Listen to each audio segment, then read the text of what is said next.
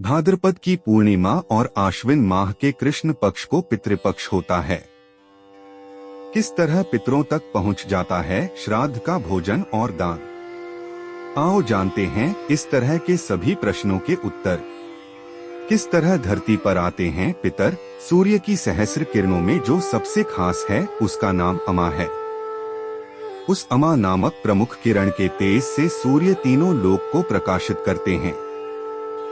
उसी अमा में तिथि विशेष को चंद्र का भ्रमण होता है, तब उक्त किरण के माध्यम से चंद्रमा के ऊर्ध्व भाग से पितर धरती पर उतर आते हैं। उन्हें पंचाबली कर्म, गोग्रास, तर्पण, पिंडदान और धूप दीप के माध्यम से तृप्त किया जाता है। पितरों का भोजन अन्न से भौतिक शरीर तृप्त होता है। अग्नि को दान किए गए अन्न से आत्मा का शरीर और मन तृप्त होता है। इसी अग्निहोत्र से आकाश मंडल के समस्त पक्षी भी तृप्त होते हैं। जल से जो उष्ण निकलती है उससे पितर तृप्त होते हैं। देवता और पितरों का भोजन अन्न की खुशबू है। देवता और पितर खुशबू तथा रस तत्व से तृप्त होते हैं। वैदिक मंत्रों द्वारा विशेष प्रकार की खुशबू और रस तत्व ही पितरों तक पहुंच जाती है। इस तरह ग्रहण करते हैं भोजन। पितरों के अन्न को सोम कहते हैं। यह चावल, जौ आदि से मिलकर बनता है। एक जलते हुए कंडे पर गुड़ और घी डालकर खुशबू निर्माण किया जाता है। तिल, अक्षत, कुश और जल के साथ तर्पण और पिंडदान किया जाता है।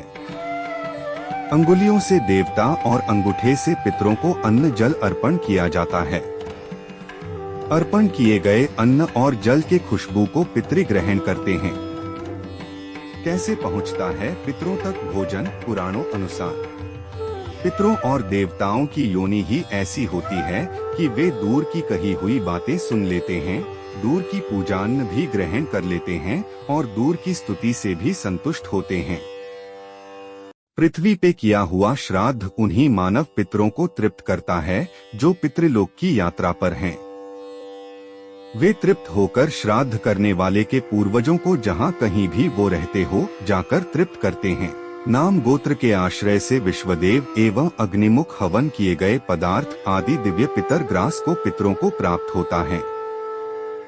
यदि पूर्वज देव योनि को प्राप्त हो गए हो तो अर्पित किया गया अन्न जल वहाँ अमृत कण के रूप में प्राप्त होगा, क्योंकि देवता केवल अमृत पान करते हैं। पूर्वज मनुष्य योनि में गए हों तो उन्हें अन्न के रूप में तथा पशु योनि में घास तृण के रूप में पदार्थ की प्राप्ति होगी। सर्प आदि योनियों में वायु रूप में, यक्ष योनियों में जल आदि पेय पदार्थों के रूप में उन्हें श्राद्ध पर्व पर अर्पित पदार्थों का तत्व प्राप्त होगा। श्राद्ध पर अर्पण किए गए भोजन एवं तर्पण का जल उन्हें उसी रूप में प्राप्त होगा जिस योनि में जो उनके लिए तप्ती कर वस्तु पदार्थ परमात्मा ने बनाए हैं। साथ ही वेद मंत्रों की इतनी शक्ति होती है कि जिस प्रकार गायों के झुंड में अपनी माता को बछड़ा खोज लेता है, उसी प्रकार वेद मंत्रों की शक्ति के प्रभाव से श्रद्धा से अर्पण की गई वस्तु या पदार्थ पितरों को प्राप्त हो जाते हैं। श्राद्ध नहीं करने से क्या होगा? तर्पण, पिंडदान और धूप देने से आत्मा की तृप्ति होती है। तृप्त आत्माएं प्रेत नहीं बनती। ये क्रिया कर्म ही आत्मा को पितृलोक तक पहुंचने की ताकत देते हैं और वहां पहुंचकर आत्मा दूसरे जन्म की प्रक्रिया में शामिल हो पाती है। जो परिजन अपने मृतकों का श्राद्ध कर्म नहीं करते, उनके प्रियजन भटकते रहते हैं। अगर आपको ये जानकारी पसंद आई हो तो लाइक और सब्सक्राइब करें।